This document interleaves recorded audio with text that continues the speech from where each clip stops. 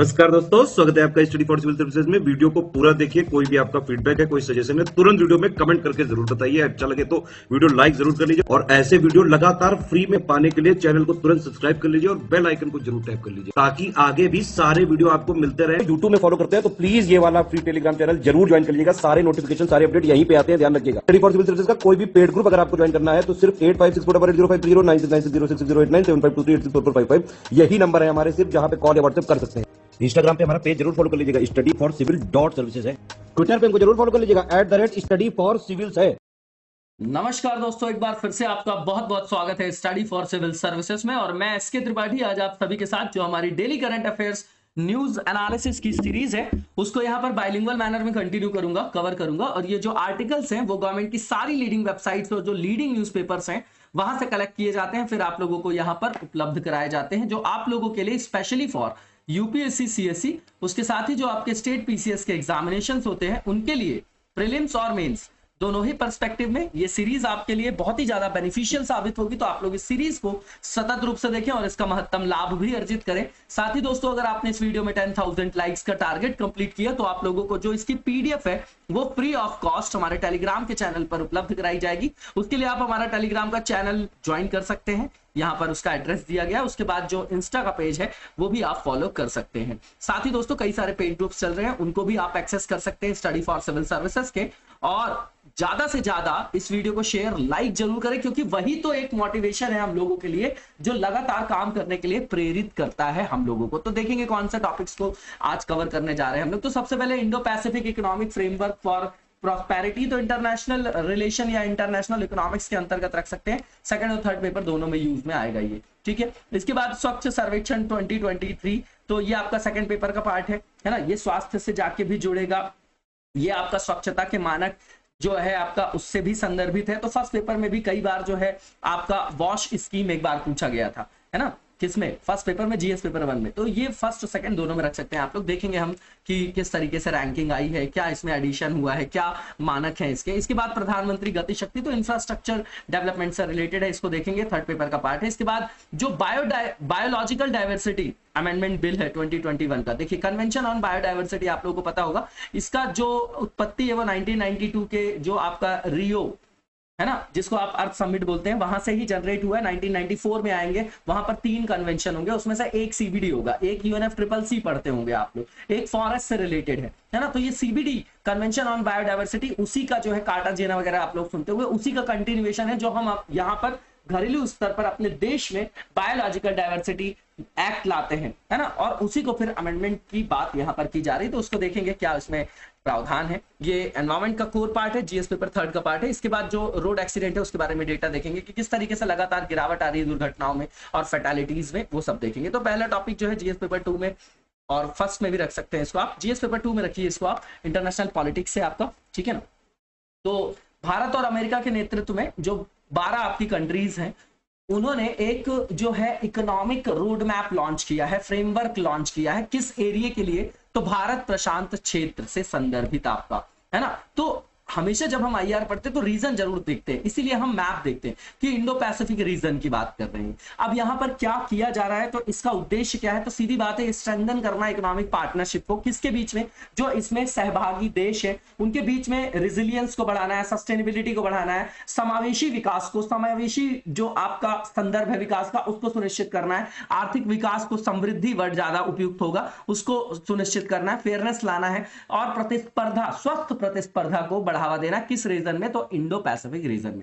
हमारे प्रधानमंत्री जी ने बोला भी है कि ये जो आपका इकोनॉमिक फ्रेमवर्क है ये एक तरीके का ऐसा डिक्लेरेशन है जिसमें जो कलेक्टिव यहां पर क्या होंगे, इंटरेस्ट होंगे, उनको मोबिलाइज किया जाएगा सारे मेंबर कंट्रीज की, और ये एक तरीके से ग्लोबल इकोनॉमिक ग्रोथ के इंजन के रूप में कार्य करेगा। लीडर्स और जो ऑफिशियल्स हैं जो ज्वाइन किया है जिन्होंने इस समिट को, इस फ्रेमवर्क को वर्चुअली, उसमें Australia, Brunei, Indonesia, Republic of Korea, Malaysia, New Zealand, Philippines, Singapore, Thailand और वियतनाम है, ठीक है। संयुक्त जो यहाँ पर बयान देखा गया है उसमें बताया गया है कि जो आपकी भविष्य की बातचीत है उस दिशा में सामूहिक चर्चा ये शुरू कर रहे हैं। और भारत प्रशांत क्षेत्र की जो आर्थिक रूपरेखा है उसके अंतर्गत जो 4 पिलर्स को इन्होंने आइडेंटिफाई किया है, उसमें एक ट्रेड है, दूसरा सप्लाई चेन है, ठीक है ना। तीसरा आपका एनवायरमेंट से रिलेटेड है आपका क्लीन एनर्जी, डिकार्बनाइजेशन और इंफ्रास्ट्रक्चर की जो हम इंफ्रास्ट्रक्चर अब नया डेवलपमेंट कर रहे हैं उसमें किस तरीके से जो है पॉल्यूशन को कम करें, है ना। जो आपका ग्रीन एनर्जी है उसको कैसे वहां पर एम्बेडेड करेंगे, पेरिस एग्रीमेंट गोल के अंतर्गत जो भी हमारे गोल्स है उनको कैसे अचीव करेंगे,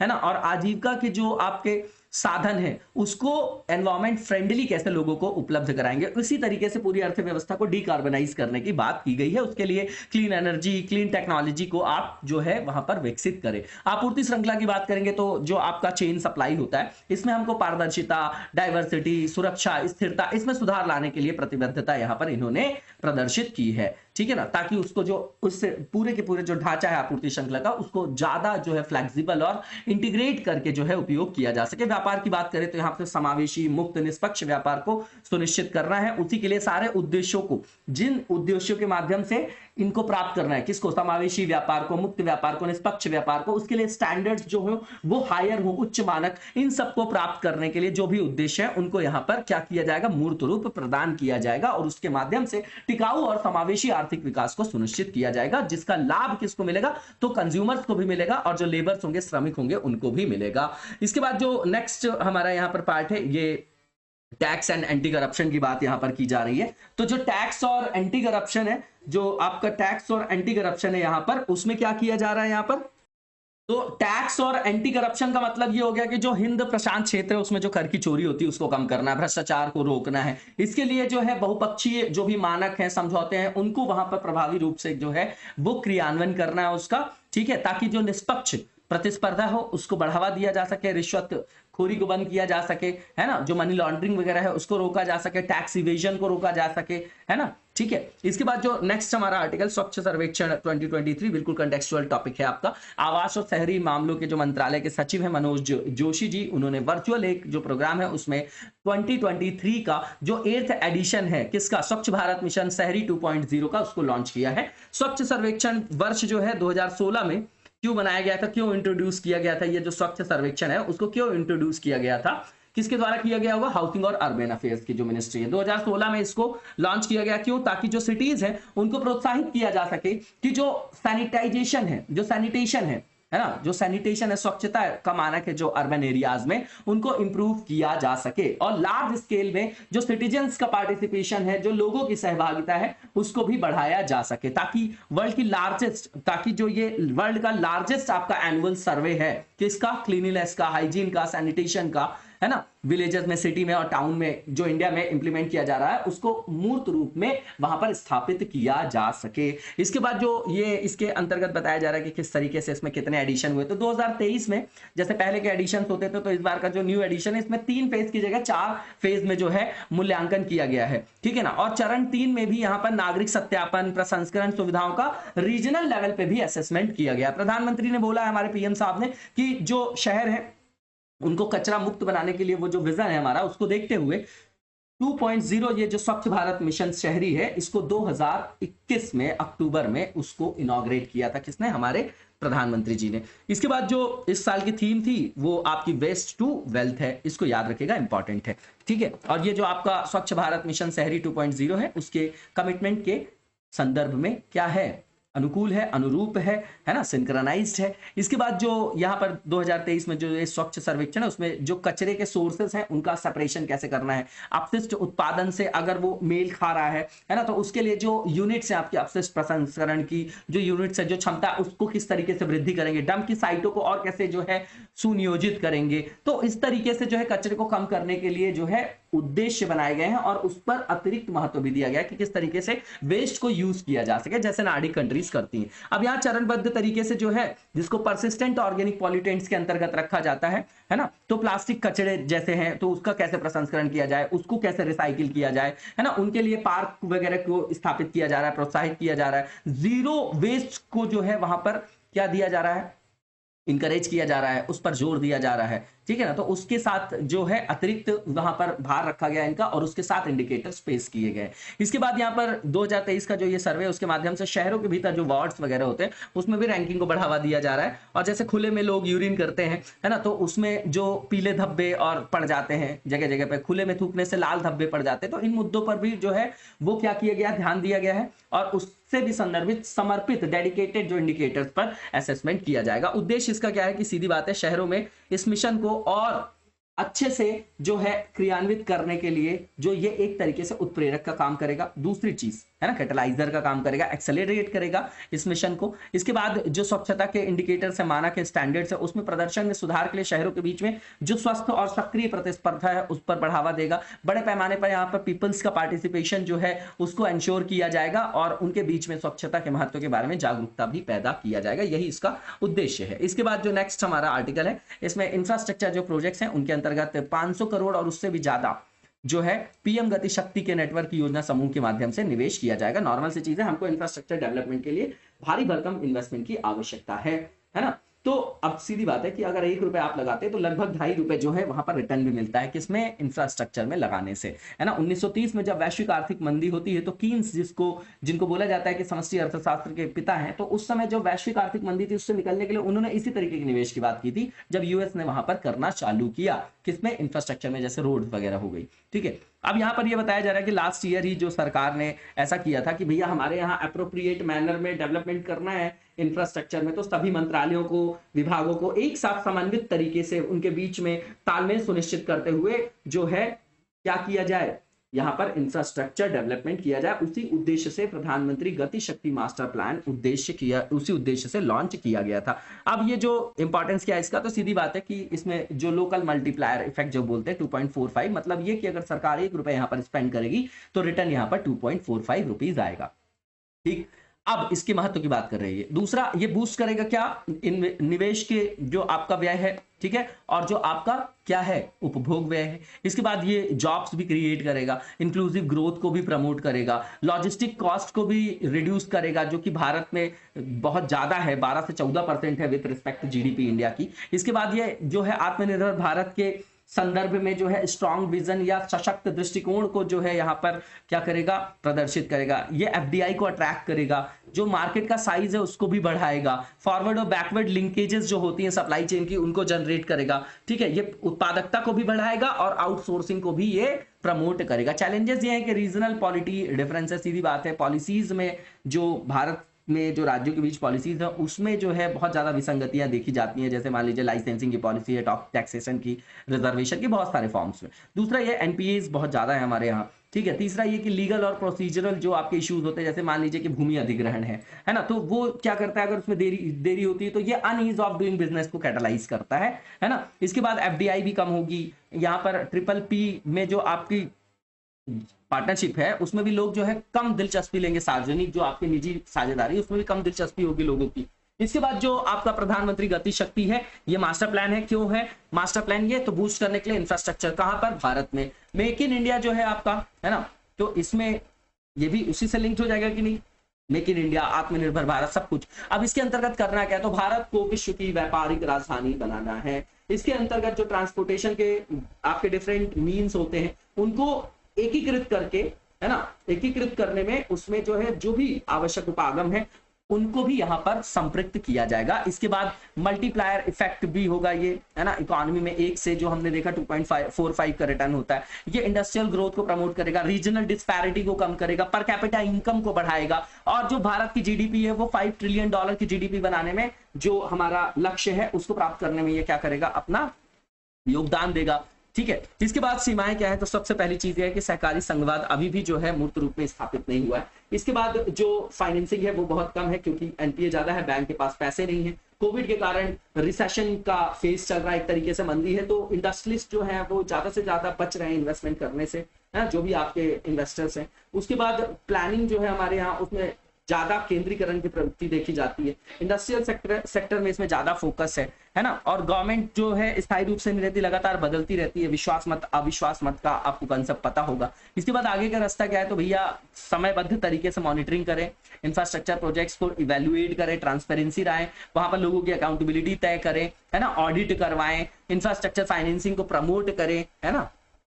ठीक है। इसके बाद जो यहाँ पर बताया जा रहा है कि स्थानीय सरकार को जो नियोजन किया जाता है उनके माध्यम से, तो यहाँ पर जो आपका फेडरलिज्म है उसको प्रमोट करें, प्राइवेट सेक्शन के पार्टिसिपेशन को बूस्ट करें, वहां पर उनको इंकरेज करें कि वो आगे आए, है ना। और लोकल गवर्नमेंट को भी प्लानिंग में इन्वॉल्व करें ताकि वहां पर जो लोकल मुद्दे हैं उनको एड्रेस किया जा सके। इसके बाद ईज ऑफ डूइंग जो है business, ease of doing business को इंश्योर करें। इंफ्रास्ट्रक्चर प्रोजेक्ट्स के अंतर्गत एनवायरमेंट सस्टेनेबिलिटी को भी यहाँ पर इंश्योर किया जाए। यहाँ पर जो जैव विविधता संशोधन विधेयक 2021 है उसके प्रावधान देख लेते हैं। तो राज्यसभा ने क्रिटिसाइज किया है इसके जो भी आपके प्रपोज्ड अमेंडमेंट्स है उसको, ठीक है ना। तो अब इसको रिव्यू कर रही है ज्वाइंट पार्लियामेंट्री कमेटी। तो आज लिख के दिखाइएगा कि जो कमिटीज होती है वो कितने तरीके की होती है। एक तो एडहॉक होती है, एक परमानेंट होती है, एक कॉन्स्टिट्यूशनल होती है, एक नॉन कॉन्स्टिट्यूशनल, ऐसा भी होता है क्या, कितने प्रकार की ये आपकी कमिटीज होती हैं, कौन सी सबसे इंपॉर्टेंट ऐसी एक कमिटी है जो जिसको जनता के धन का लोक प्रहरी कहा जाता है, इसको लिख के बताइएगा। अब 2002 का ये जो एक्ट है बायोलॉजिकल डाइवर्सिटी एक्ट, इसको देख लेते।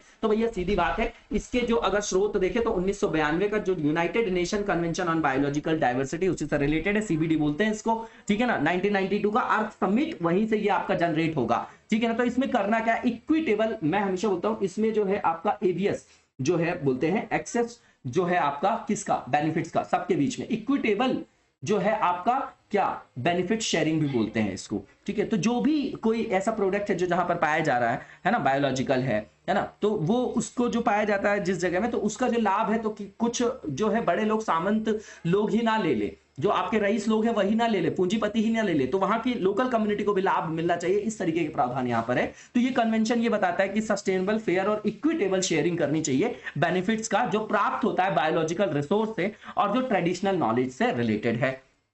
इसमें 3 टियर स्ट्रक्चर बनाया गया है।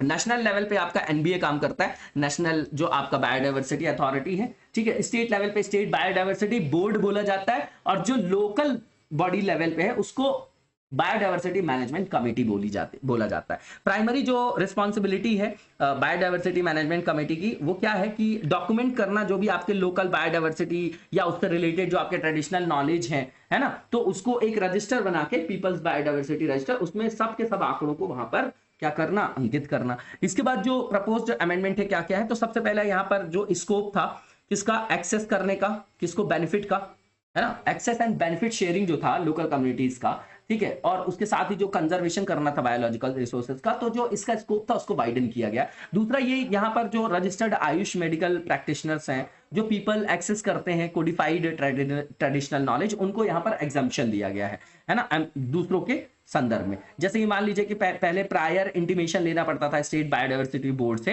एक्सेस करने के लिए बायोलॉजिकल रिसोर्सेज को, है ना, कुछ पर्पस के लिए, तो वहां पर एग्जम्पशन दिया गया। अब रीजन क्या है अमेंडमेंट के, देखिए अभी अमेंडमेंट हुआ नहीं तो हमारे लिए इंपॉर्टेंट नहीं है, पहली चीज तो ये समझ लीजिए। लेकिन फिर भी हम देखते जाएं कि भैया क्या है, मान लीजिए पास हो जाए तो हमको कुछ प्रावधान पता होना चाहिए कि कहाँ डिबेट हो रही है। अब यहाँ पर क्या है कि ये जो अमेंडमेंट बिल है जो ड्राफ्ट किया गया है, बहुत सारे यहाँ पर कंप्लेंट्स आई थी, उसी के रिस्पॉन्स में आया। किसने कंप्लेन किया था, तो जो ट्रेडिशनल इंडियन मेडिसिन प्रैक्टिशनर्स हैं, तो उन्होंने बोला भैया कि जो सीड सेक्टर है, इंडस्ट्री है, रिसर्चर्स हैं, है ना, उसके अंतर्गत ये जो एक्ट के प्रावधान है उसमें हैवी कंप्लायंस बर्डन को इंपोज किया जाता है। इससे जो है ईज ऑफ डूइंग बिजनेस पर नेगेटिव इंपैक्ट पड़ता है, ठीक है। तो इसको जो है सरल बनाइए, इन आवेदन प्रक्रियाओं को सरल बनाइए, है ना, अनुसंधान को बढ़ावा दीजिए, सहयोगात्मक अनुसंधान, वहां पर फाइनेंसिंग को बढ़ाइए, पेटेंट के लिए जो आपकी एप्लीकेशन उसको इजी बनाइए, लोगों तक उसके एक्सेस को जो है सुनिश्चित करिए। ये सब चीजें हैं। अब यहाँ पर विरोध क्या है इस बिल के संदर्भ में, क्या जो है यहाँ पर मुद्दे हैं वो देख लेते हैं। तो जो एनवायरमेंटलिस्ट ऑर्गेनाइजेशन है जैसे कि legal initiative for forest and environment जो है, उसने बोला है कि ये जो अमेंडमेंट्स है इसमें जो पूरा बेनिफिट जा रहा है वो किसको जा रहा है, किसको जा रहा है, मंत्रालय को जा रहा है, आयुष मंत्रालय के लाभ को बस ये सुनिश्चित कर रहा है। दूसरा ये कि ये बायोपायरेसी को जो है बढ़ावा दे सकता है। तीसरा ये कि जो मॉडिफिकेशन इसमें आयुष मैन्युफैक्चरिंग जो कंपनीज उनको एग्जेम्पशन दिया गया है, अब उनको कोई भी अप्रूवल की नीड नहीं है नेशनल बायोडाइवर्सिटी अथॉरिटी से, ठीक है ना, अब उनको अनुमोदन की आवश्यकताओं से छूट प्राप्त होगी। तो जो मुख्य प्रावधान थे इस एक्ट के उसी का उल्लंघन है एक तरीके से। उसके बाद यहाँ पर बताया जा रहा है कि जैसे यहाँ पर डिस्टिंक्शन है किसके बीच में? रजिस्टर्ड आयुष प्रैक्टिशनर्स और कंपनी के बीच में। तो यहां पर भी जो है एग्जम्पशन दिया गया है, ठीक है। पंजीकृत जो आयुष व्यवसायी उनको छूट प्राप्त हो जाएगी इससे। इसके बाद कई प्रावधान ऐसे हैं इसके अंतर्गत कि जो राष्ट्रीय जैव विविधता प्राधिकरण है उनके जो राइट है, जो उनके अधिकार थे, उनको कमजोर किया जा रहा है ना। तो ये लूप होल है इसमें, जैसे कि स्पेशली इसमें देखा जा रहा है कि केंद्र के जो आपके 16 ऑफिशियल्स होते थे पदेन अधिकारी, उनकी नियुक्ति वाले खंड में। एक अन्य प्रावधान है जिसमें कंपनियों को केवल जब कमर्शियलाइजेशन करने जा रहे हैं तो उस समय राष्ट्रीय जैव विविधता प्राधिकरण की मंजूरी लेने की पहले आवश्यकता होती थी, है ना, होती थी, पेटेंट के लिए नहीं होती थी, ठीक है। अब पेटेंट के लिए नहीं करना है आपको, ऐसी मंजूरी नहीं लेना है और केवल कमर्शियलाइजेशन के लिए करना है, तो कॉन्ट्राडिक्टरी है, ये भी आपका एक कंसर्न है। आगे का रास्ता ये है कि सीधी बात है, देश के विकास को, देश के लोगों के कल्याण को ध्यान में रखते हुए उनके कल्याण को सुनिश्चित करने के लिए वैसे प्रावधानों को वहां पर इंप्लीमेंट किया जाना चाहिए, ठीक है ना। बायोपायरेसी को जो है कम करने के लिए जो है कानूनों को विनियमित करना चाहिए, ठीक है ना। नियमों को जो है रेगुलेट करना चाहिए, जो रेगुलेशंस है, नियम है, उनको जो है अप्रोप्रिएट मैनर में जो है उनको क्या करना चाहिए, वहां पर इंप्लीमेंट करना चाहिए और उसमें थोड़ा सा ईज लाना चाहिए। और इन्हीं के बीच में जो है एक बैलेंस्ड अप्रोच अपनाने की आवश्यकता है ना, ठीक है। इसके बाद सड़क दुर्घटना, इसका डेटा है, सीधी बात है। तो सीधे सीधे अभी आप लगातार देखेंगे तो 2015 से लगातार ये घटनाएं कम हो रही है। एक साल बस थोड़ा सा बढ़ा है, 0.46% बढ़ा है 2018 में, ठीक है ना। तो 2016 से लगातार इसमें गिरावट देखी जा रही है ना। अब यहां पर जो है, यहां 2019 की तुलना में 2020 में ज्यादा गिरावट हुई, देख लेते हैं। तो ये सड़क परिवहन और राजमार्ग मंत्रालय वो डेटा देता है ना, इसके अंतर्गत। तो उसमें बताया कि इसमें 0.46% की मामूली वृद्धि 2018 में हुई है, बाकी 2016 से अभी तक सड़क दुर्घटनाओं की संख्या में लगातार गिरावट हुई है, ठीक। अब इसमें जो आंकड़े दिए गए हैं उसमें एशिया प्रशांत सड़क दुर्घटना के जो डेटा होता है उसके आधार पर एशिया और पैसिफिक के लिए जो यूएन की आपकी इकोनॉमिक और जो सोशल कमीशन है उसके द्वारा जो स्टैंडर्ड्स है उनको सिंक्रोनाइज करते हुए एक कैलेंडर वर्ष के आधार पर जो भी डेटा प्राप्त होता है पुलिस विभाग से, है ना, स्टेट से, यूटी से, तो उन्हीं डेटा से इसको रेडी किया जाता है। इसके बाद यहां पर बताया जा रहा है कि लगातार दूसरे वर्ष 2020 में जो सड़क दुर्घटनाओं में होने वाली मौतों की संख्या है वो भी लगातार कम हुई है और 2015 के बाद से सड़क दुर्घटना में घायल व्यक्तियों की संख्या में गिरावट आई है। 2020 के दौरान जो पीड़ितों के रूप में हिस्सा रहा 69% रहा, उसमें जो एडल्ट हैं, यंग एडल्ट्स जो है उनकी संख्या 69% रही, 18 से 45 वर्ष के बीच वाले। इसके बाद 18 से 60 वर्ष के जो लोग हैं, आपके कार्यरत लोग हैं, है ना, जो आयु वर्ग के लोग हैं, उनका कुल सड़क दुर्घटना मृत्यु में 87.4% योगदान करते हैं, ठीक। अब यहां पर बताया जा रहा है 2020 में जो घटनाएं हुई और 2019 में, तो सीधी बात है इसमें 12.23% का क्या देखा गया है, डिक्लिनेशन देखा गया है। ये इंपॉर्टेंट है, डेटा याद मत रखिएगा कितना कम हुआ, ये परसेंटेज वाइज याद रख सकते हैं, लगभग 12 लगभग 13 लिख सकते हैं आप। इसके बाद जो नेक्स्ट पॉइंट है कि 2020 के दौरान जो नेशनल हाईवेज हैं, स्टेट हाईवेज हैं, अन्य जो सड़कें हैं, उसमें लास्ट ईयर के कंपैरिजन में कम दुर्घटनाएं हुई हैं, मौतें भी कम हुई हैं, घायलों के आंकड़े भी कम हुए हैं, है ना। तो उसको प्रस्तुत किया गया है कि ये सब जो है आपकी कम हुई है घटनाएं। 2020 में जो सड़क दुर्घटनाओं में मृत्यु वगैरह हो जाती है उसमें जो है मौतों में भी कमी हुई है। तो मौतों में कमी करने वाले जो आपके मेजर स्टेट है उसमें तमिलनाडु है, गुजरात है, उत्तर प्रदेश है, राजस्थान, आंध्र प्रदेश है। सड़क दुर्घटनाओं में जो कमी हुई है उसमें जो मेजर स्टेट है उसमें केरला है, तमिलनाडु है, यूपी है, महाराष्ट्र है, कर्नाटक है, ठीक है। इसके बाद जो नेक्स्ट फेज है वो एमसीक्यू से रिलेटेड है हमारा। तो नीचे दिए गए स्टेटमेंट में से हमको बताना है कौन सा ट्रू है। तो पहला स्टेटमेंट है कि अभी सबसे बड़ा जो ड्रोन महोत्सव होना जा रहा है, ठीक है, तो उसका उद्घाटन करेंगे कौन, हमारे प्रधानमंत्री जी करेंगे, है ना, मोदी जी करेंगे। तो पहला स्टेटमेंट बिल्कुल ठीक है। दूसरा ये कि ये कहां पर किया जाए, तो प्रगति मैदान न्यू दिल्ली में किया जाएगा। बोथ आर करेक्ट, इसका आंसर आपका बी हो जाएगा। इसके बाद जो नेक्स्ट क्वेश्चन है हमारा, इसमें पूछा जा रहा है कि जो आपका निर्देशक है उसके बारे में यहां पर स्टेटमेंट दिए गए, बताना कौन सा ट्रू है। तो पहला ये कि ये जो निर्देशक है ये second of the 4th survey vessel है, लार्ज, है ना, ब्रैकेट में जो लिखा गया प्रोजेक्ट, ये बिल्ड किया गया है GRSE के द्वारा फॉर इंडियन नेवी, बिल्कुल ठीक है पहला जो स्टेटमेंट है। दूसरा ये कि लॉन्च किया गया था 26 मई 2022 को कट्टुपल्ली जो आपका चेन्नई में है। तीसरा ये कि समुद्री डेटा एकत्र करने के लिए जो मौजूदा आपका संधायक क्लास श्रेणी के जो सर्वेक्षण जहाज हैं उनकी नई पीढ़ी के हाइड्रोग्राफिक जो है उपकरणों से उसको वो क्या कर देगा, संशोधित कर देगा, परिवर्तित कर देगा, ये भी स्टेटमेंट ठीक है। तीसरा ये कि इसमें जो आपका लागत के हिसाब से इसमें देखें तो 80% से अधिक जो है स्वदेशी सामग्री इसमें प्रयुक्त हुई है, प्रयुक्त होगी। तो सारे के सारे स्टेटमेंट बिल्कुल ठीक है क्योंकि सही ही पूछा गया था। इसका आंसर आपका ऑल ऑफ द अबव हो जाएगा। इसी के साथ आज के वीडियो को यहीं पर विराम देंगे, नेक्स्ट वीडियो में कंटिन्यू करेंगे। तब तक लगातार जबरदस्त तरीके से पढ़ते रहिए और आगे बढ़ते रहिए। Thank you so much, best of luck.